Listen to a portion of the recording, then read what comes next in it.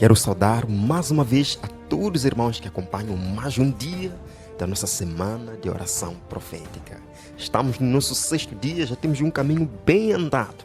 Eu espero que esteja sendo proveitoso para a sua vida espiritual, que possamos cada dia ter a certeza de que Cristo está às portas. Irmãos, falta pouco, Cristo logo virá com as nuvens de glória. Prepare-se, prepare sua família, prepare sua vida. Reconcilie-se com Deus agora, porque os dias estão chegando. Bem, amanhã, sábado, nós vamos ter 2 sessões. A primeira sessão da manhã será às 7h30 no Brasil, 9h30 Cabo Verde, 11h30 Angola e Portugal e 12h30 em Moçambique. A segunda sessão nós teremos na parte da tarde ou da noite, 16 horas no Brasil, 18 horas Cabo Verde, 20 horas Angola e Portugal e 21 horas em Moçambique. Então teremos 2 sessões muito especiais para si. Hoje vamos ter mais um tema, o 6º tema, onde vamos falar sobre o Concílio Vaticano II, o ecumenismo. Irmãos, nós estamos vivendo num tempo em que o poder papal mudou de estratégias. Mas antes disso, vamos buscar a direção de Deus para este estudo. Oremos. Bom Deus, bom Pai, o louvamos nesta hora da noite, nesta sexta-feira, abertura do seu santo sábado. Pedimos a tua santa presença neste lugar. Que todos os irmãos que acompanham esta mensagem em várias partes do mundo possam ser alcançadas com a convicção de que Cristo logo virá. É tempo de prepararmos nossa vida, prepararmos nossa família, prepararmos, Pai, o nosso coração para receber-lhe nas nuvens de glória, rumo à eternidade. Que seja feita a sua vontade, bom Pai, em nome de Jesus. Amém. Amém. Vamos ao nosso tema de hoje, então, com o título Concílio Vaticano II e o ecumenismo. Irmãos, como eu disse há bocado, o poder papal mudou de estratégias atualmente. Agiu durante todo o tempo, nós sabemos muito bem, dos 1260 anos de perseguição, a sua tirania. Mesmo depois da ferida mortal, nós vimos que este poder continuou, através dos jesuítas, matando, perseguindo. Vemos que mesmo depois da cura da ferida mortal em 1929, esse poder continuou a perseguir e a matar. Vimos no tema passado. A Primeira Guerra Mundial, a Segunda Guerra Mundial, quem estava por detrás? O poder papal. Mas, meus irmãos, o poder papal percebeu que essa estratégia, ou seja, que esse método de matar as pessoas não está resultando muito bem para restaurar a sua supremacia papal. Eles estão mudando de estratégia agora. Vamos perdoar todos, vamos adotar uma nova face. E assim vamos conseguir levar todo mundo de volta para Roma. Irmãos, vejamos, em Apocalipse 13, versículo 15, terminamos lendo esse texto no estudo passado. E lhe foi dado comunicar fôlego à imagem da besta, para que não só a imagem falasse, como ainda fizesse morrer quantos não adorassem a imagem da besta. Aí está. Os Estados Unidos da América, as igrejas protestantes, veremos ainda neste tema, meus irmãos, as igrejas protestantes unidas vão formar a imagem da besta. E nós entendemos também no tema passado que imagem da besta representa um conjunto de princípios que as igrejas lá na América vão adotar com o apoio do Estado, imitando assim os princípios papais. Isso nós chamamos de imagem da besta. E nós vimos muitos princípios e hoje vamos lembrar mais um. Mas antes vamos ler Eventos Finais, página 115. Quando as principais igrejas dos Estados Unidos, ligando-se em pontos de doutrinas que lhes são comuns, influenciarem o Estado para que imponha os seus decretos e lhes apoie as instituições, a América protestante terá então formado uma imagem da hierarquia romana. E a inflição de penas civis aos dissidentes será o resultado inevitável. É o que estávamos dizendo. Imagem da besta é a união da igreja e o Estado, perseguindo os dissidentes, aqueles que não se enquadram aos seus ditames, às suas regras, que contradizem a Bíblia. Irmãos, um dos princípios que nós vimos no tema passado foi este. É a Igreja Católica que está dizendo, quando desafiada pela heresia, Ela, a igreja, não se satisfaz com a persuasão. Ela recorre à força, ao castigo corporal, à tortura. Ela cria tribunais semelhantes aos da Inquisição. Ela busca as leis do Estado para o seu auxílio. Se necessário, ela promove cruzadas ou a guerra religiosa. Sim, a Igreja Católica não se satisfaz com a persuasão aos hereges. Ela recorre à força, ao castigo corporal, à tortura, para que os hereges abandonem o caminho da Bíblia e voltem aos princípios papais. E é isso que vai acontecer na América. As igrejas protestantes vão adotar esses princípios, formando a imagem da besta. Será que isso está a começar? Será que isso é possível? Veremos nesta palestra, meus irmãos, como as coisas estão acontecendo de forma rápida, diante dos nossos olhos. Então, este é um grande princípio papal. E nós vimos que eles, de fato, agiram com base nisso. Falei há bocado, a Primeira Guerra Mundial, quem estava por detrás disso? O poder papal. Vimos muito bem no tema passado. Benito Mussolini foi o grande instigador da Segunda Guerra Mundial. Benito Mussolini era católico.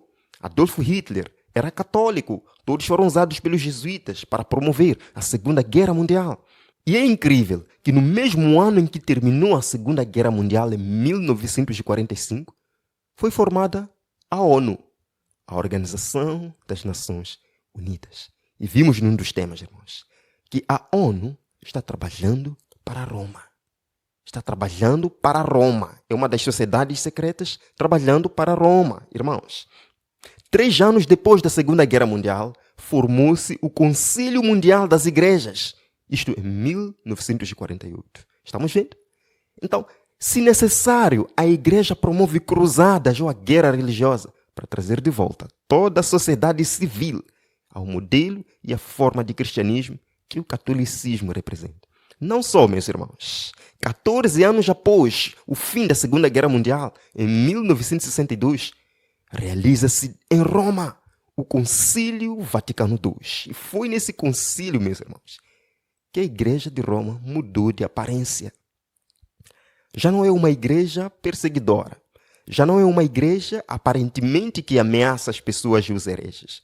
Foi nesse concílio que o Papa decidiu que os protestantes não podem mais ser chamados de hereges, mas serem chamados de irmãos separados da nossa fé. Eles mudaram de aparência. Irmãos, quando o imperador Constantino perseguia cristãos, matava cristãos, ele viu que o cristianismo estava crescendo ainda mais. Então ele mudou de estratégia. Autoproclamou-se o imperador convertido. O que aconteceu? O mundo entrou dentro da igreja. E tudo virou paganismo. Da mesma forma, este poder papal do Concílio Vaticano II mudou de aparência. Agora adota uma aparência de benevolência, uma aparência de paz, de perdão, de reconciliação, mas tudo isso com um único objetivo: levar todo mundo de volta a Roma. Este escritor jesuíta, um católico jesuíta, ele escreveu muita coisa. E ele diz o seguinte, preste bem atenção. Sua linguagem, a linguagem de quem? A linguagem do poder papal, hoje. Sua linguagem tem se tornado um pouco mais moderada, mais civilizada. Mas por detrás dessa linguagem, o pensamento permanece o mesmo. Este poder não mudou. Usa hoje uma linguagem mais moderada, uma linguagem mais civilizada. Mas os próprios jesuítas estão nos dizendo isso, que este poder não mudou, o pensamento é o mesmo. E diz aqui, Roma se encurva para conquistar. Ela procura tanto quanto possível crescer na estima pública, revelando o quê? Uma falsa pretensão de interdenominacionalismo. Quando o poder papal aparece agora, conversando com os muçulmanos, adorando do jeito que eles adoram, conversando com os budistas, adorando do jeito que eles adoram, com os hindus, adorando. Esse jesuíta está nos dizendo, acredite você ou não, ele é um jesuíta, acredite você ou não, mas ele está nos dizendo que isto é falso. É uma falsa pretensão de interdenominacionalismo, porque o poder papal acredita que somente a Igreja Católica é a verdadeira, com a exclusão de toda outra forma de culto. No mesmo ano, em 1945, foi formada a ONU. E qual é a visão da ONU? Qual é o plano geral da ONU? Isso é muito interessante. Veja comigo aqui.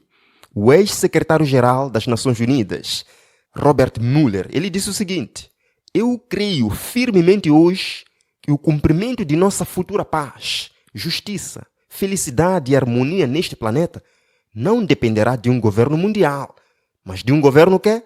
Um governo divino ou cósmico. Meu grande sonho é conseguir uma grande aliança entre todas as grandes religiões e as Nações Unidas.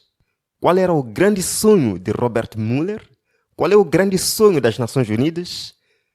Uma única religião, irmãos. Uma única religião. Ele diz que o cumprimento de nossa futura paz não depende de um governo mundial, simplesmente, mas também de um governo divino, um governo cósmico. E ele diz: meu grande sonho é conseguir uma grande aliança entre todas as grandes religiões e as Nações Unidas.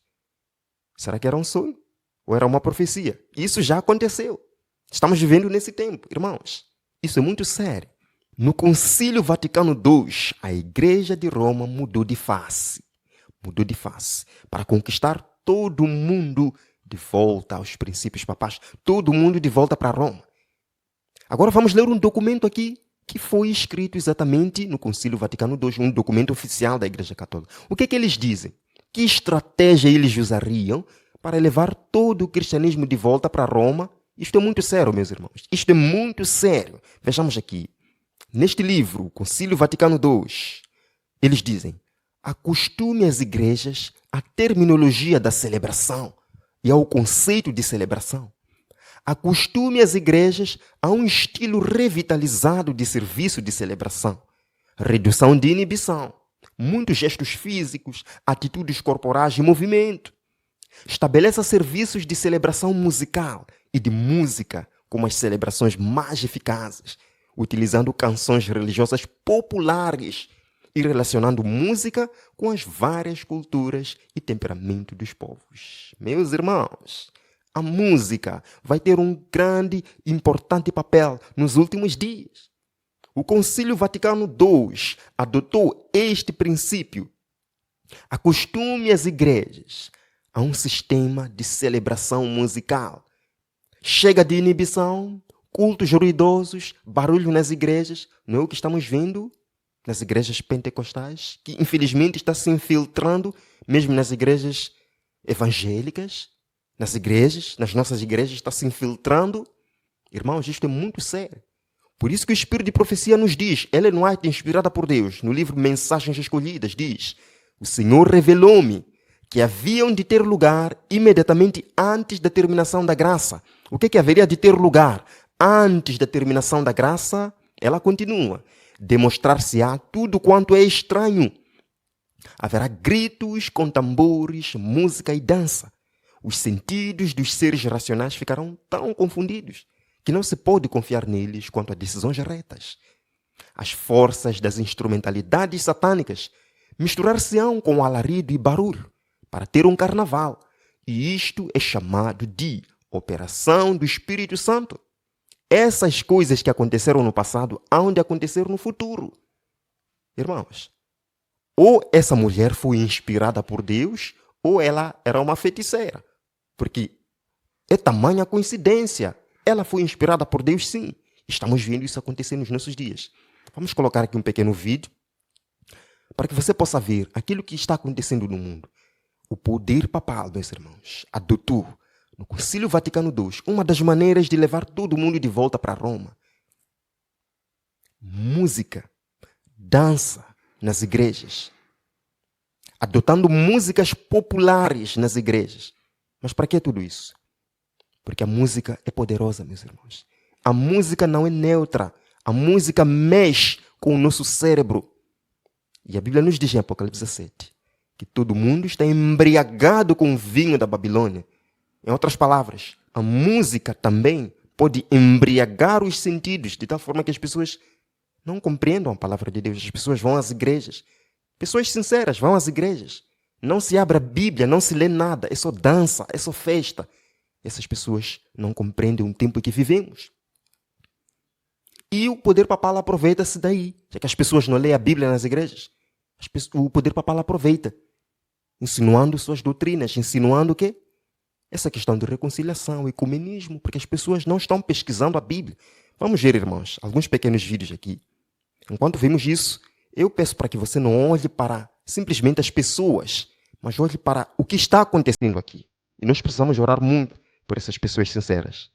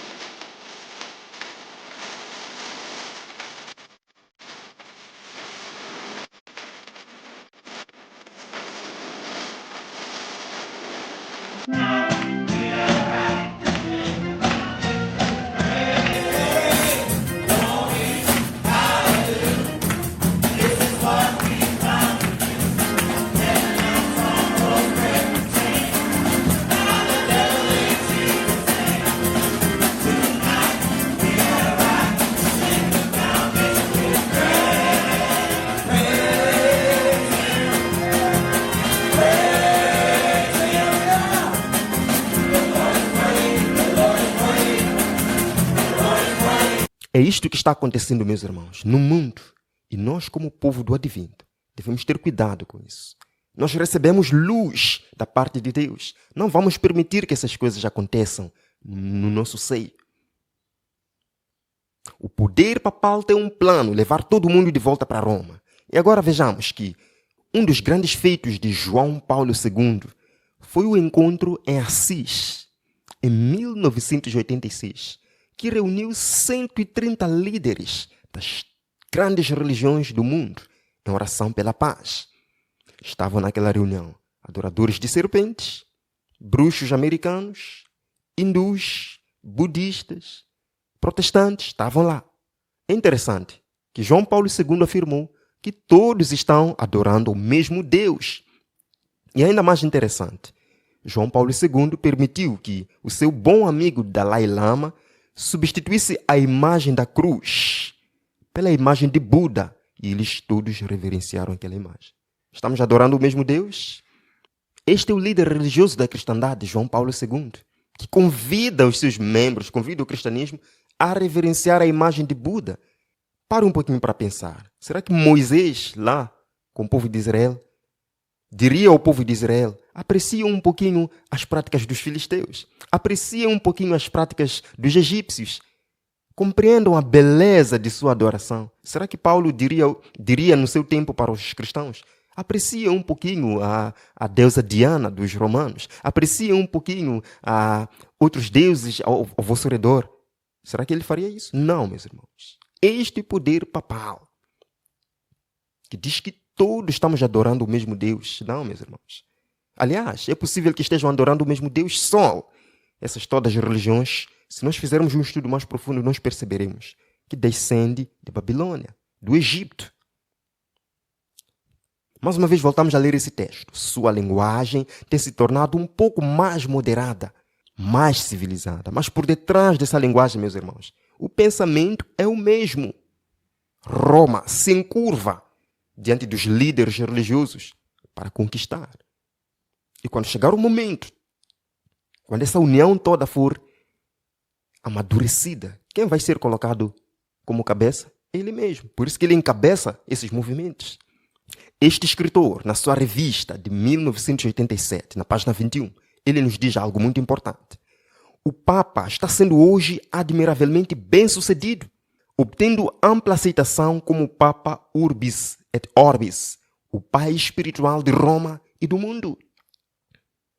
Não só os cristãos estão admirando o poder papal, líderes religiosos de todo o mundo se encurvam agora diante desse poder e o reconhecem como cabeça religioso do mundo.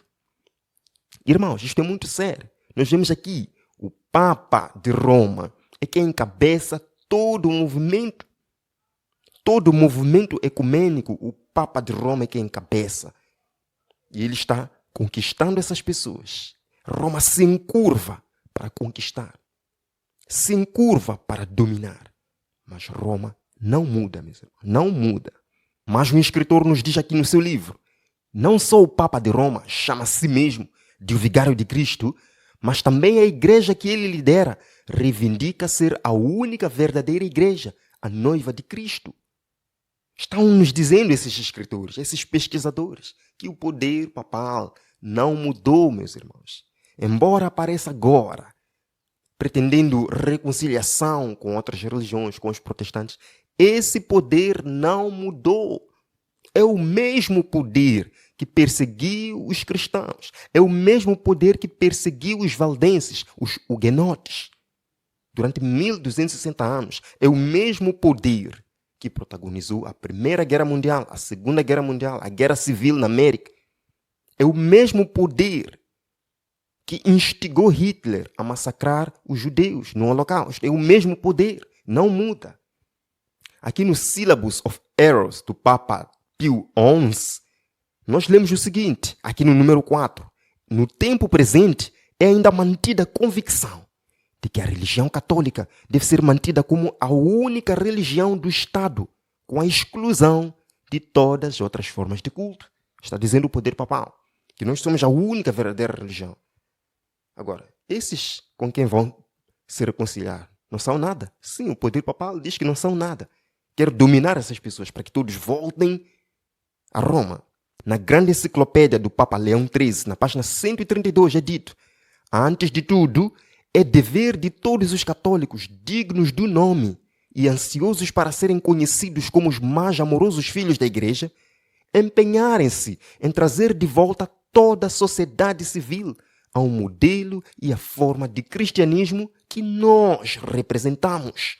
É o plano do papado. Trazer de volta toda a sociedade civil, seja na China, na Índia, na Europa, na África, toda a sociedade civil a um modelo e forma de cristianismo que o catolicismo representa.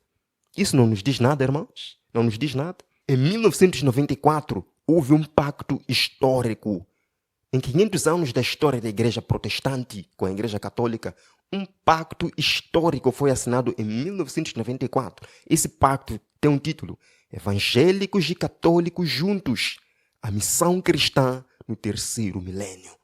Queridos, assinando esse pacto com os católicos, os líderes protestantes estavam pensando em ganhar o mundo para a igreja.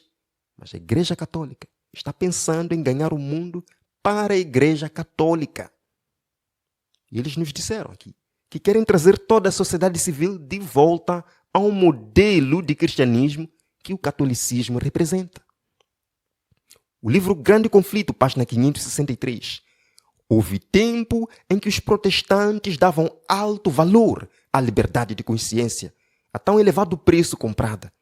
Ensinavam os filhos a aborrecer o papado e sustentavam que buscar harmonia com Roma seria deslealdade para com Deus. Mas quão diferentes, irmãos, quão diferentes hoje são os sentimentos expressos. Está isso claro? Houve tempo em que os protestantes davam alto valor à liberdade de consciência que foi comprada por um preço alto, o preço do sangue dos mártires da reforma protestante, homens que deram a vida por defender o sola scriptura, homens que deram a vida por defender a Bíblia e somente a Bíblia como regra de fé. E estes homens aqui, os protestantes de hoje, estão abandonando os princípios do verdadeiro protestantismo. Estão começando a aceitar de novo o romanismo. Por exemplo, Robert Schuller, um pastor protestante americano. Ele estava construindo a Catedral de Cristal lá na América, uma das maiores, as mais bonitas que existem no mundo. Mas ele, enquanto construía aquela catedral, foi ter com o Papa em Roma, levando a planta da catedral, as fotografias da catedral. Foi apresentar ao Papa e disse: preciso da sua bênção, estou construindo esta grande catedral, quero a sua bênção. E ele falou algumas palavras estranhas aqui. Este é um protestante. Quando eu tive o sonho de construir esta catedral, eu não queria construí-la sem a bênção do Santo Padre. Assim, eu viajei até Roma e encontrei-me com o Papa. Eu levei comigo uma foto da catedral e disse a ele que a estava construindo e que desejaria receber sua bênção. Você viu? E agora ele fala a palavra muito perturbadora. Meus irmãos, vejamos. Ele diz: é tempo dos protestantes virem ao pastor, o Papa, e dizerem: o que é que devemos fazer para voltarmos para o lar? É tempo dos protestantes virem ao pastor, o Papa, e perguntarem: o que é que devemos fazer para voltarmos ao lar, para voltarmos para Roma? Queridos irmãos, isso não nos diz alguma coisa? O poder papal, através do Concílio Vaticano II, mudando de estratégias, procurando reconciliação, perdão, assinando tratados. As pessoas pensam que o poder papal mudou. Não mudou, não. Está preparando um grande ataque. E no futuro ele vai ser colocado como líder da cristandade. E a inflição de penas civis aos dissidentes será o resultado inevitável. Ellen White, O Grande Conflito, página 588. Os protestantes dos Estados Unidos serão os primeiros a estender as mãos através da voragem para apanhar a mão do espiritismo. Estender-se-ão por sobre o abismo para dar mãos ao poder romano. E sob a influência desta tríplice união, este país seguirá as pegadas de Roma, conculcando os direitos da consciência. Os protestantes dos Estados Unidos serão os primeiros a ir ter com o papado. Serão os primeiros a abraçar o espiritismo.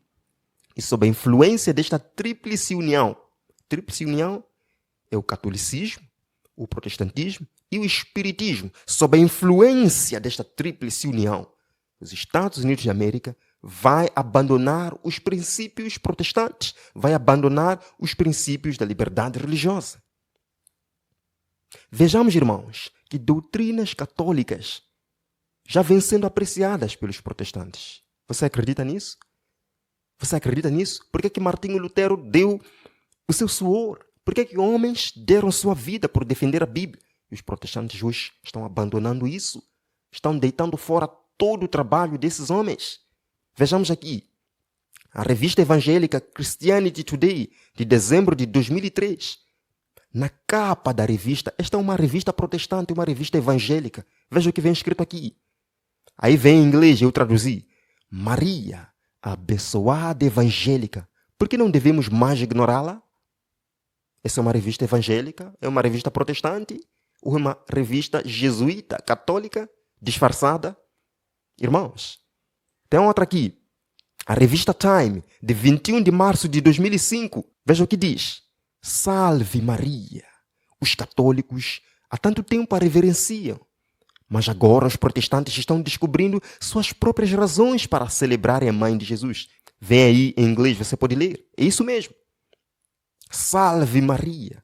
Os católicos já muito a reverenciam, mas os protestantes hoje estão descobrindo as razões para celebrar a mãe de Jesus. Isso é protestantismo? Isso é protestantismo, irmãos? Não, meus irmãos. Alguma coisa não está bem aqui. Os protestantes dos Estados Unidos serão os primeiros a estender as mãos através da voragem para apanhar a mão do espiritismo. Estender-se-ão por sobre o abismo para dar as mãos ao poder romano. E sob a influência desta tríplice união, os Estados Unidos conculcará os direitos da consciência. Estamos vendo aqui as coisas já acontecendo. E diz Ellen White, ela, Roma, está silenciosamente crescendo em poder. Suas doutrinas estão a exercer influência nas assembleias legislativas, nas igrejas e no coração dos homens. O catolicismo está em ascendência na América. Em quase todos os países da Terra, suas doutrinas estão fazendo influência na mente das pessoas. Irmão, estamos chegando a um tempo crucial. No dia 17 de novembro de 2004, foi formada na América a Christian Church Together, a CCT. Igrejas cristãs juntas. E muita gente que entra nesses movimentos acha que tudo isso é maravilhoso. Sim, é maravilhoso. O perdão, vamos nos reconciliar. Eu quero dizer uma coisa primeiro, irmãos. O perdão é importante, é bíblico. A reconciliação é bíblica. Mas se nós nos detêssemos mais no estudo das profecias, entendêssemos as profecias de Apocalipse, principalmente, essas coisas não aconteceriam. Porque o poder papal não mudou. Quem encabeça esses movimentos, meus irmãos, é o poder papal. Muitas vezes nós achamos que temos que fazer tudo para unir a igreja. Vamos nos unir. Claro, devemos nos unir. Mas o próprio Jesus disse, santifica-os na verdade. A união que nós precisamos ter, meus irmãos, é uma união na verdade, na Bíblia. No assim diz o Senhor. O próprio Jesus falou, não vim trazer paz à terra, vim trazer espada, vim causar divisão entre o homem e seu pai, entre uma igreja e outra. Porque embora a religião de Cristo traga paz ao coração, mas o que acontece é que cada um quer seguir o seu caminho. E é aí que entra a divisão. Desde o momento que a gente abandona a Bíblia, quer seguir nossas tradições, não vai haver união. Mas se nós todos nos basearmos na Bíblia, no assim do Senhor, aí haverá a união verdadeira, que é essa porque Cristo orou. Os bispos católicos romanos da nação votaram quarta-feira, 17 de novembro de 2004, formar uma nova aliança que será o maior grupo cristão jamais formado nos Estados Unidos, juntando pela primeira vez evangélicos e católicos da América numa organização ecumênica. Coisas que nunca aconteceram antes, estão acontecendo pela primeira vez. Foram os líderes católicos que votaram. Por quê? Porque os protestantes fizeram um projeto. Queriam unir todas as religiões, inclusive com o catolicismo. E, aparentemente, o catolicismo não queria. Mas quem estava por detrás de tudo isso eram eles mesmos. E eles entraram no movimento. Uma grande organização ecumênica jamais vista na América. O Grande Conflito, página 581. Roma está visando a restabelecer o seu poder para recuperar a supremacia perdida. Grave bem essa frase, meu irmão. Roma está visando recuperar o seu poder, a supremacia perdida. E eles estão fazendo isso agora. Não perseguindo pessoas, não matando pessoas, não. Mas usando uma face de perdão, de reconciliação. Vamos nos abraçar, vamos orar todos juntos. Em 2014 aconteceu uma grande conferência, meus irmãos. Uma conferência com grandes implicações proféticas. Apareceu este homem, Tony Palmer, já falecido, faleceu alguns anos atrás. Ele era um bispo anglicano e muito amigo do Papa Francisco. Ele foi aos Estados Unidos da América, reuniu líderes protestantes, líderes pentecostais. Muitas pessoas, meus irmãos, um grande grupo. Ele lá no pódio falou para todos. O protesto acabou. Agora todos vocês são católicos de novo. E se não há mais protesto, como pode existir uma igreja protestante? Talvez agora seja o momento em que todos devamos ser católicos de novo. Ele falou isso. Vou mostrar o vídeo aqui, irmãos. Vou mostrar o vídeo. E aqueles pastores aplaudiram. Gostaram daquilo que falou e honraram o Papa. Esse é o protestantismo que nós estamos vendo hoje. São profecias se cumprindo? Com toda certeza, meus irmãos. São profecias se cumprindo. Vejamos o vídeo. Eu creio que Deus me trouxe a este concílio de ministros no espírito de Elias. Deixe-me explicar. Escute muito bem. O espírito de Elias estava sobre João Batista para voltar os corações dos filhos aos pais e de voltar os corações dos pais aos filhos, de preparar o caminho do Senhor. Sabemos que nos primeiros 1000 anos houve uma só igreja, chamada Igreja Católica, e a palavra católica quer dizer universal, não quer dizer romana. Católico, se você é nascido de novo, levante sua mão se você é nascido de novo. Você é católico. Somos católicos. Então, tivemos no cisma do final do primeiro milênio, surge a Igreja Ortodoxa, Oriente e Ocidente, duas igrejas. Depois, 500 anos mais tarde, veio Lutero com os seus protestos. Agora, por que é histórico? Porque em 1999, a Igreja Católica Romana e a Igreja Protestante Luterana assinaram um tratado que deu fim aos protestos. Irmãos e irmãs, o protesto de Lutero já acabou, bem como o vosso. Talvez agora todos sejamos católicos de novo. Mas somos reformados, somos católicos no sentido universal. Aí está. Vocês agora são católicos de novo. O protesto acabou. E eu pergunto, irmãos, o protesto acabou realmente? Não, meus irmãos, o protesto não acabou. Porque ainda existe engano da parte do poder papal. O poder papal ainda engana. Ainda tem muitas doutrinas falsas que não estão baseadas na Bíblia. Então, irmãos, o protesto não acabou. Não acabou, não. O livro Grande Conflito é dito o seguinte: as igrejas protestantes estão em grandes trevas, pois, do contrário, discerniriam os sinais dos tempos. São de grande alcance os planos e modos de operar da Igreja de Roma. A Igreja de Roma tem muitas maneiras de agir para recuperar a supremacia perdida. E os protestantes estão em trevas, porque haveriam de examinar as Escrituras para descobrir o que está acontecendo. Emprega todo o expediente para estender a influência e aumentar o poderio, preparando-se para um conflito feroz e decidido, a fim de readquirir o domínio do mundo, restabelecer a perseguição e desfazer tudo o que o protestantismo fez. O objetivo, meus irmãos, do catolicismo hoje é destruir tudo o que o protestantismo fez. Estamos vendo nesses vídeos. O protesto acabou. Vocês são católicos de novo. Deixem isso. Vamos nos abraçar. O poder papal, meus irmãos, quer destruir tudo que o protestantismo fez. Está conseguindo. Está conseguindo muito bem. A profecia nos diz aqui. E Tony Palma soltou naquela conferência o vídeo do Papa. Vamos escutar algumas palavras que o Papa fala aqui. O pecado nos separou, nosso pecado. Os mal-entendidos na história, uma longa estrada de pecado comunitário. Eu estou ansioso para que esta separação termine e nos dê comunhão.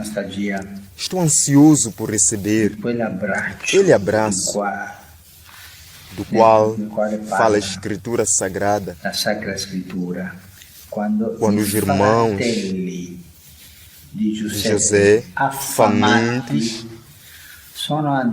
foram ao Egito, compraram para poder comer. Foram lá comprar e tinham dinheiro, mas não podiam comer o dinheiro.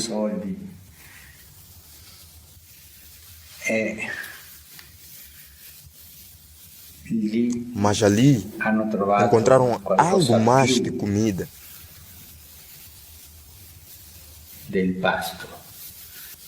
Todos nós temos dinheiro. Dinheiro da cultura, dinheiro da nossa história, tanta riqueza cultural ou religiosa das diferentes tradições.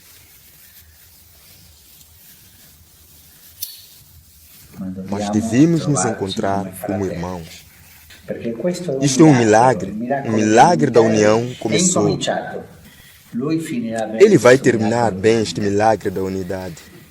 Você percebe que o Papa se apresentou aí como José. Os irmãos de José venderam-o para o Egito. Mas lá no Egito, José prosperou. José se tornou o governador do Egito. Os irmãos lá ficaram com fome. Foram para o Egito, foram saciados. O Papa está se representando como Igreja Católica. Está representando a Igreja Católica como José nessa história. Você percebe? Os protestantes venderam o catolicismo. Mas agora os protestantes estão sentindo fome e vão para Roma para serem saciados. É isso que nós estamos vendo agora, meus irmãos. O poder papal está restabelecendo a sua supremacia. E todos agora vão se encurvar diante deste poder. Mas a Bíblia nos diz, meus irmãos, que haverá um grupo que não vai seguir isso. Apocalipse, capítulo 14, verso 12. Aqui está a perseverança dos santos, os que guardam os mandamentos de Deus e têm o testemunho de Jesus. Esse grupo vai permanecer em pé diante de tudo isso. Mas nunca, irmãos, nunca devemos baixar a guarda, porque este poder é subtil. No livro Grande Conflito é dito: a Igreja de Roma apresenta hoje ao mundo uma fronte serena, cobrindo de justificações o registro de suas horríveis crueldades. Vestiu-se com roupagens de aspecto cristão, mas não mudou. Não mudou, porém. Vimos aí o Papa dizer: perdoem-nos por aquilo que fizemos. Está cobrindo de justificações o registro de suas horríveis crueldades. Não mudou, porém, irmãos, este poder não mudou. E este homem aqui, Kenneth Copeland, um dos maiores pregadores da América na atualidade, que instigou aquele grupo a fazer o vídeo de propaganda para entregar ao Papa, ele foi ter com o Papa e agora volta com um discurso assustador, dizendo que nós não deveríamos mais ser chamados de protestantes, porque entre pessoas do amor no mundo, nós somos chamados de protestantes? Não, temos que adotar outro nome. Irmãos, isto é muito sério. Vamos ver este vídeo. O mais importante evento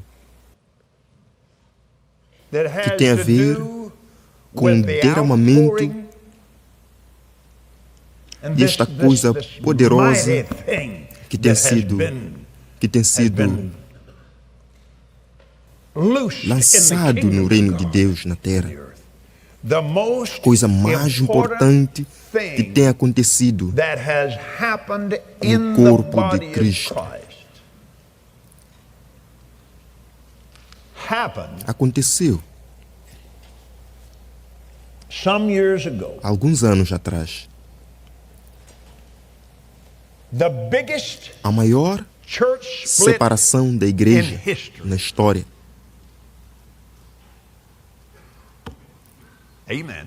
Amém? Quando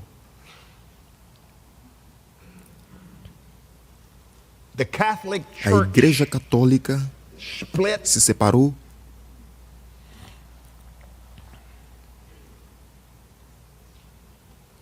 você conhece a história?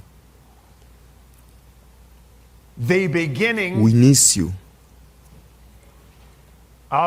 da Igreja Protestante. Agora, pare realmente para pensar nisso. Entre as pessoas do amor, nós somos chamados de protestantes. Nós estamos protestando por 500 anos, baby. Sim, foi há 500 anos atrás. Agora, 31 de outubro de 1999.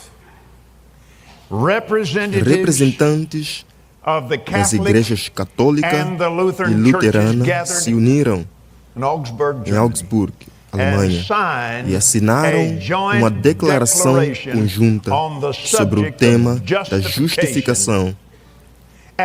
E então, 500 anos de brigas, desentendimentos e às vezes de guerras começou a abrir um caminho para a reconciliação e reconhecimento dos dons do Espírito como colocado no corpo de Cristo. Está terminado. Isso é tudo que eu vou receber disso? Juntos confessamos.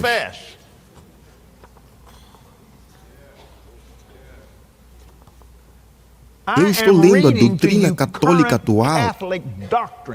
E ele agora está dizendo que esta é a doutrina atual da Igreja Católica. Irmãos, doutrina atual?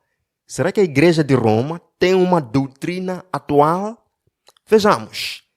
Este escritor jesuíta nos diz: todos sabem que a Igreja de Roma afirma ser inerrante e sem defeito e que ela não muda seus conceitos. Seu lema é ontem, hoje e para sempre.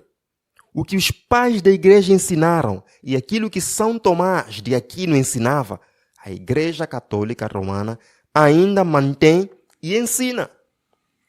Então, irmãos, não vamos nos deixar enganar por esses sofismas. Não existe nenhuma doutrina atual católica. Aquilo que a Igreja Católica ensinou por séculos ainda ensina hoje. E continua aqui o grande conflito. Visto que Roma afirma que a Igreja nunca errou, nem, segundo as Escrituras, errará jamais, como poderá ela renunciar aos princípios que lhe nortearam a conduta nas eras passadas? Roma não muda. Como é que pode renunciar? Como é que pode agora dizer que tem uma doutrina atual? Alguma coisa não está bem, meus irmãos. Mas um texto. Neste livro é dito o seguinte: nada realmente mudou na doutrina da Igreja. Aquilo que a Igreja ensinou por séculos, nós ainda ensinamos. A Igreja Católica está dizendo. Não mudou nada. Não existe doutrina atual da Igreja Católica, meus irmãos. Ellen White volta a dizer, e convém lembrar, Roma jata-se de que nunca muda. Os princípios de Gregório VII e Inocêncio III ainda são os princípios da Igreja Católica Romana. E tivesse ela tão somente o poder, pô-los-ia em prática com tanto vigor agora como nos séculos passados. Não mudou, meus irmãos, não mudou. Vamos continuar o vídeo aqui. Anzitutto, grazie Kenneth e Gloria per questa opportunità di condividere insieme la nostra fede nel nostro amato Signore Salvatore Gesù Cristo. Antes de tudo, eu quero agradecer a Glória e o Kenneth por este maravilhoso intercâmbio para louvar Jesus Cristo. Ascoltato in questi giorni delle parole chiave che hanno riscaldato il mio cuore. Tem algumas coisas que estão gravadas no meu coração. Dio ci ha battezzati nello stesso spirito. Deus nos tem batizado pelo Ci mesmo siamo abbeverati Espírito. nello stesso spirito. Temos adorado o mesmo Espírito. Siamo un sol corpo. Somos um só corpo. Noi confessiamo tutti quanti che Gesù Cristo è l'unico Signore, Salvatore e Messia. Nós confessamos que Jesus Cristo é o único Senhor, Salvador e Messias. Insieme confessiamo nel Padre, nel Figlio, nello Spirito Santo. Juntos confessamos em nome do Pai, do Filho e do Espírito Santo. Abbiamo la stessa scrittura. Temos a mesma Escritura. Crediamo nella morte e risurrezione di Gesù Cristo. Acreditamos na morte e na gloriosa ressurreição de Jesus Cristo, na salvação do pecado, na sua gloriosa ressurreição, na sua ascensão, no seu glorioso retorno. Abbiamo molte cose in comune, Temos muitas coisas em comum, irmão. non sono poche. Percebe que esses dois homens, Bruno e Mateu, aparecem ali e dizem que, na verdade, não existe muita coisa que nos diferencia de nós católicos e protestantes. Temos muita coisa em comum e que isso não é motivo para nos separarmos. Será? Vejamos este texto de Ellen White. É interessante que Ellen White fala coisas tão atuais, mas ela viveu aproximadamente 120 anos atrás. O grande conflito é dito o seguinte: o romanismo é hoje olhado pelos protestantes com muito maior favor do que nos anos atrás. Nos países em que o catolicismo não está na ascendência, ganha terreno a opinião de que, em última análise, não diferimos tão grandemente em pontos vitais como se supunha, e de que pequenas concessões de nossa parte nos levarão a melhor entendimento com Roma. Ganha terreno a opinião de que, em última análise, não diferimos tão grandemente assim e que pequenas concessões de nossa parte nos levarão a melhor entendimento com Roma. Quem que vai fazer concessões, meus irmãos? São os protestantes. Roma não vai mudar nada dos seus princípios. Por isso que encabeça o movimento. Outro encontro aconteceu, meus irmãos, nos Estados Unidos da América. O evento conhecido como Azusa Street, revival, muitos filhos sinceros de Deus nesses movimentos. Eu quero dizer que muitos filhos sinceros de Deus participam desses movimentos e serão salvos pela graça de Deus. Mas existe, meu irmão, um grande conflito por detrás de tudo isto. Ellen White, no livro Eventos Finais, diz: vi que Deus tem filhos honestos entre os adventistas nominais e as igrejas caídas. E antes que as pragas sejam derramadas, ministros e povo serão chamados a sair dessas igrejas e alegremente receberão a verdade. Percebe? Deus tem filhos honestos nesses movimentos ecumênicos. Deus tem filhos honestos em todas as igrejas, em todas as religiões. E antes que as pragas, falaremos das pragas amanhã, antes que as pragas caiam sobre a terra, essas pessoas sinceras que amam a Jesus serão levadas a sair dessas organizações e alegremente receberão a verdade. Mas Satanás tem um plano. Satanás, não dorme, ele conhece muito bem as profecias. Ele tem um plano agora. Qual é esse plano de Satanás? Diz aqui, Satanás sabe disto. O que Satanás sabe? Que os filhos sinceros de Deus vão abandonar esses movimentos um dia. Satanás sabe disto. E antes que o alto clamor da terceira mensagem angélica seja ouvido, ele suscitará um despertamento nessas corporações religiosas, a fim de que os que rejeitaram a verdade pensem que Deus está com eles. Satanás vai trazer nas igrejas um grande movimento pentecostal. Pessoas sendo curadas. Nós veremos um grande interesse religioso, música, dança, grande animação nas igrejas. Para que as pessoas que rejeitaram a Bíblia, para as pessoas que rejeitaram os conceitos tão básicos, fundamentais, tão claros da Bíblia, pensem que mesmo assim Deus está com eles. Esse é o plano do inimigo, meus irmãos. E continua aqui. O inimigo das almas deseja estorvar esta obra. Qual obra? A obra da proclamação da terceira mensagem angélica. A obra do terceiro anjo. A obra que vai levar muitos filhos sinceros de Deus a abandonar as igrejas caídas. Satanás quer atrapalhar essa obra. O que ele vai fazer? E antes que chegue o tempo para tal movimento, para a chuva seródia, Satanás esforçar-se-á para impedi-la, introduzindo uma contrafação, uma imitação da chuva seródia. Antes que venha a verdadeira chuva seródia, Satanás vai inventar uma, para que as pessoas pensam que Deus está trabalhando por aqueles que rejeitam a verdade bíblica. E continua. Nas igrejas que puder colocar sob seu poder sedutor, fará parecer que a bênção especial de Deus foi derramada. Manifestar-se-á o que será considerado como grande interesse religioso. Há um excitamento emotivo, mistura do verdadeiro com o falso, muito apropriado para transviar. Queridos, nós estamos vivendo neste tempo agora o falso reavivamento. As igrejas lotadas. Muitas pessoas vão lá buscando riquezas, prosperidade, buscando curas, pessoas sendo ressuscitadas. Mas o Espírito de profecia nos diz que isso haveria de acontecer antes do verdadeiro pentecostalismo, antes do verdadeiro derramamento do Espírito, a chuva seródia. Para que as pessoas que rejeitaram a verdade pensem que mesmo assim Deus está trabalhando com eles.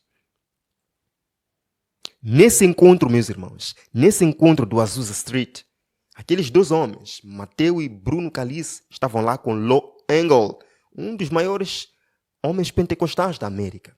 Um forte homem que ora com fervor. E eles, o Bruno Calice, representando assim a Igreja Católica, se ajoelhou diante de Lo Engel, representando o protestantismo. E por sua vez, os protestantes ali se ajoelharam diante do catolicismo. Irmãos, Roma se encurva para conquistar. Roma se encurva para dominar. Vejamos este vídeo aqui.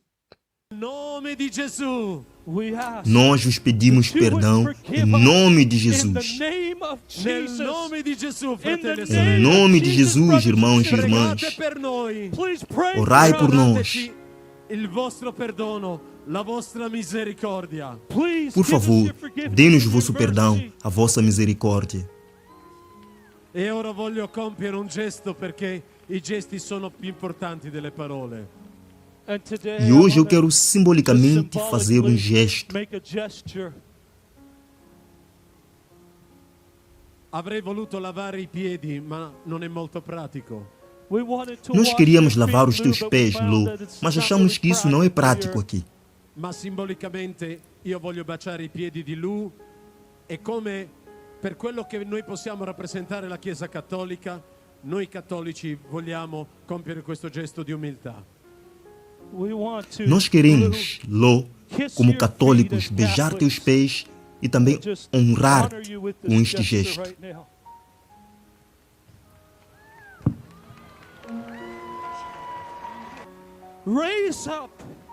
Levantem-se todos os católicos do mundo. 1 bilhão de almas católicas para vir ao reino de Deus. A hora está chegando. As correntes estão quebradas. A perda do Senhor sobre cada católico no mundo, e eles viriam o batismo do Espírito Santo. Meu revivamento brotará na Igreja Católica como nunca antes.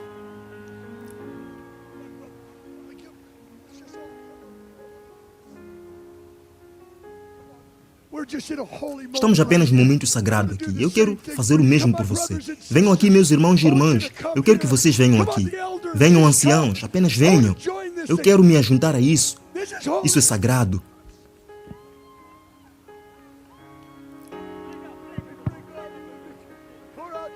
Signore, io ti ringrazio. Jesus, eu te agradeço.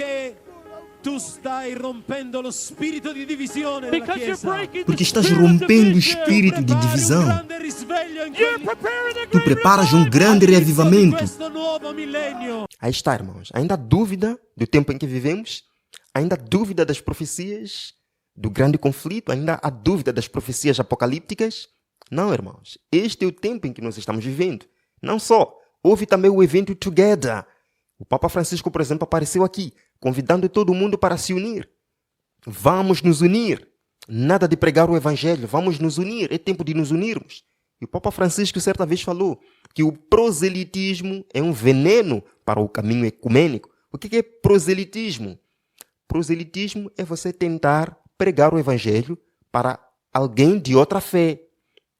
Ele está dizendo que agora não é tempo de fazermos isso. Deixe cada pessoa na sua igreja. Cada um fica na sua igreja. Vamos nos unir. Não é para levar membros de outras igrejas. Isso é verdade? Não. Jesus nos mandou para pregar as 3 mensagens angélicas em toda a nação, tribo, língua e povo. E ele diz aqui, vamos nos unir todos. Mas quem está por detrás de tudo isso é ele. Irmãos, isto está acontecendo em todo o mundo. Na América, na Europa, em todas as partes do mundo. O poder papal está curando a supremacia perdida, que não conseguiu com as perseguições, que não conseguiu com as cruzadas, que não conseguiu com a morte dos hereges, está conseguindo agora sim, com uma face de perdão, com uma face de reconciliação. Estamos chegando ao momento, irmãos, que muitas coisas vão acontecer. As igrejas vão se unir? Não, as igrejas já estão unidas. E a Bíblia nos diz que elas vão formar uma imagem à besta. São palavras agora de Dr. Noll. Ele diz o seguinte: católicos europeus e protestantes concluíram que as condenações da reforma protestante do século XVI estavam baseadas em concepções erradas e, por outro lado, foram levadas a posições extremas e não mais se aplicam às situações atuais. Queridos, isto é muito estranho, muito sério. Os protestantes agora estão dizendo que a reforma protestante de Martinho Lutero e dos príncipes alemães que deram sua vida estava baseada em concepções erradas e que não deveria ter existido. Irmãos, isto é muito sério. Se essas coisas não nos chamam a atenção, irmãos, eu fico muito preocupado. Vemos aqui. Papa Francisco pede perdão aos fiéis valdenses em nome dos católicos.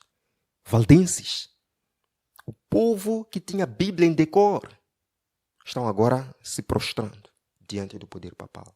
Se examinassem as profecias bíblicas, não fariam isso. Papa pede perdão a protestantes por perseguição católica no passado.